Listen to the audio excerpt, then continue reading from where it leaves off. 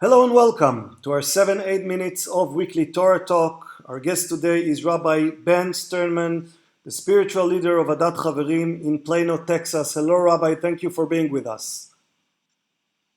Thank you. It's my pleasure to be here. We have a wonderful Parsha to discuss, Parshat Noach, the second Parsha of the Torah. In this Parsha, God instructs Noach to build a large wooden teiva, ark. A great deluge wipes all life from the face of the earth, but the ark floats upon the water, sheltering Noach and his family and 2 members of each animal species. Rain falls for 40 days, the waters churn for 150 days more. Then the ark settles on Mount Ararat, and Noach dispatches a raven and then a series of doves to see if the waters were abated from the face of the earth. Noach builds an altar. God swears never again to destroy all of mankind because of their deeds, and he sets a rainbow as a testimony of his new covenant with men. The people defy God by building a great tower to symbolize their invincibility. God confuses their language, causing them to abandon their project and disperse across the face of the earth, splitting into 70 nations. The first pasuk of the parsha says, "Ele toldot Noach ish tzadik tamim haya bedorotav, et haElohim italech Noach." These are the generations of Noach. Noach was a righteous man. He was perfect in his generations. Noach walked with God. So, Rabbi, I'm going to begin with a weird question. Do you like Noach? Is he a likable person? Wow, what a wonderful question.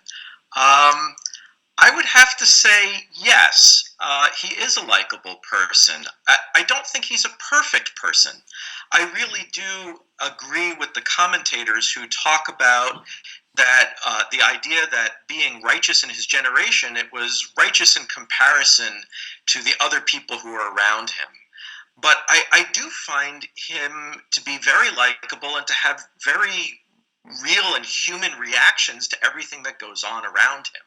And what is it about him that you find that you connect with? He's definitely a very lonely man. He is a lonely man. He is a lonely man, and I think what makes him real to me is his reaction after the flood.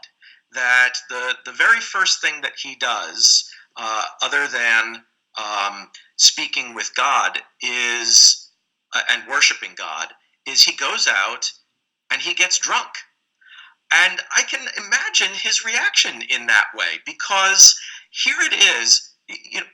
We take this story and we put it up on children's bedrooms because they have these beautiful animals in the ark. But when you really think about it, it's total and complete destruction. And when he came out of the ark, he would have been surrounded by carcasses and dead bodies.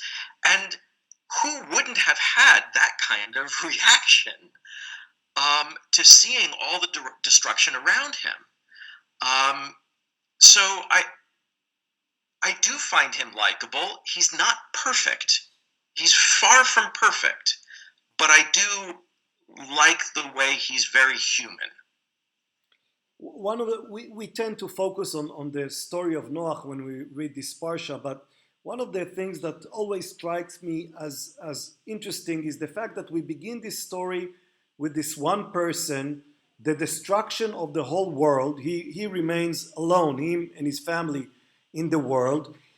And within the same parsha, we already get to the point of having 70 nations around the globe.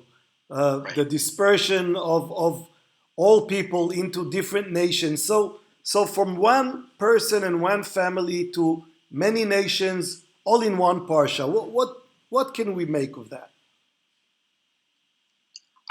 I see that as being consistent with the Bible, because after all of creation starts with Adam, and then within a few generations you have a city builder. It's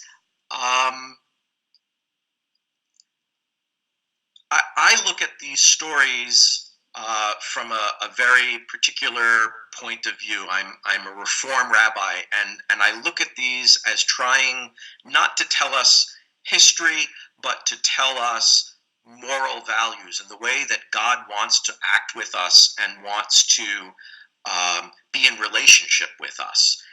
And the Tower of Babel to me is really there not to talk about how we grew from one small family with three couples populating the earth and all of a sudden becoming the 70 nations, but rather how we should interact with each other and how we should live with each other and the dangers that we can face in our relationships. So taking the story of the Babylonian tower, Yes. the Tower of Babel. What is the sin and where is the punishment? Well, what is the sin is probably one of the hardest things, and I struggle with that because I actually am not sure what it is if I'm not informed by Midrash. Let me take a look to get the exact quote. It says, chapter 11, verse 4, and they said, "Come, let us build a city with a tower and a tower with its top in the sky to make a name for ourselves, else we shall be scattered all over the world." And I look at that and building a name for yourself, being afraid of being scattered, these don't seem to be terribly great sins. Right. Perhaps people would say pride is a sin, but I'm not so sure that it is.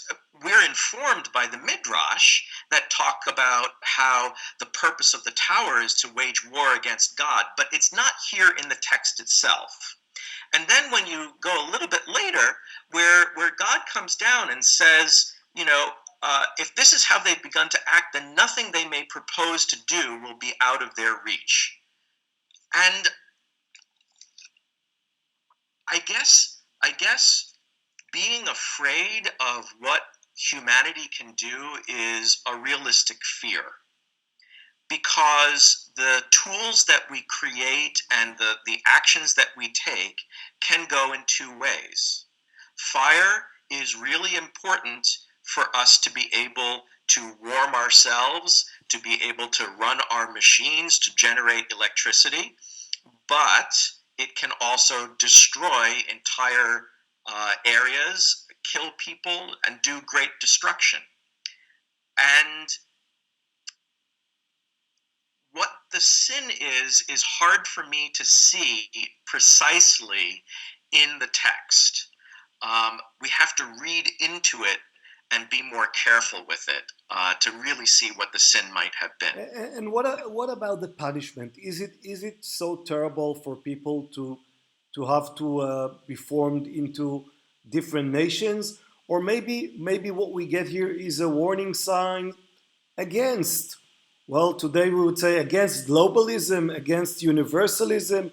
It is better for people to be members of different smaller groups and not to be a unified race who can do whatever it wants on earth.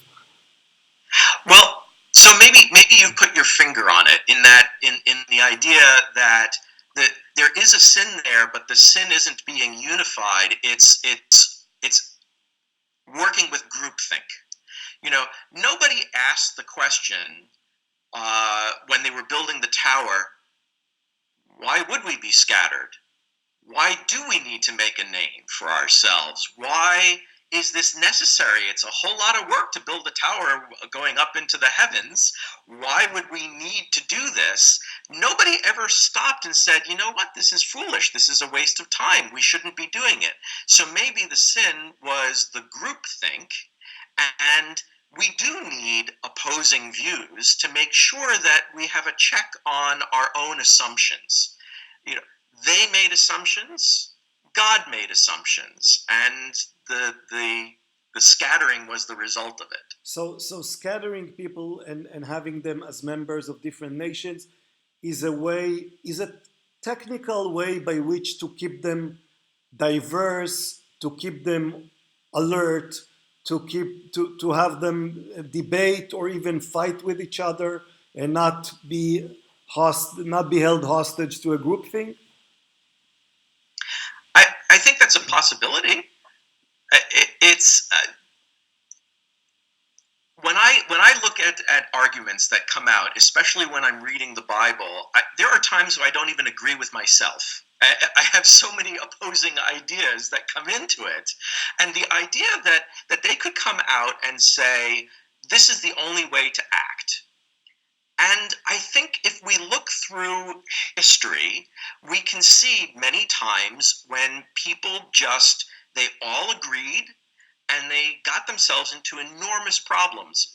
When you look at the beginnings of World War I, for example, where people thought, oh, well, there's this conflict that's going on in Yugoslavia, and yes, we might have a war that goes on between Britain and Germany, but it'll be over. We'll be home by Christmas. It's not a problem.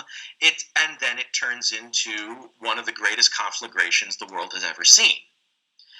All because of groupthink and people not willing to step up and say, you know what? This is probably not a good idea. Have you considered X, Y, and Z? And so many of our problems are because we don't consider the future. Remember what Pirkei Avot says is, who's the one who is wise? The one who learns from everyone, which means that there are many, many diverse opinions that we can learn from and grow from. Right, and certainly diverse opinions about the lessons of this great tower. Yes. Rabbi, thank you so much and Shabbat Shalom. Shabbat Shalom.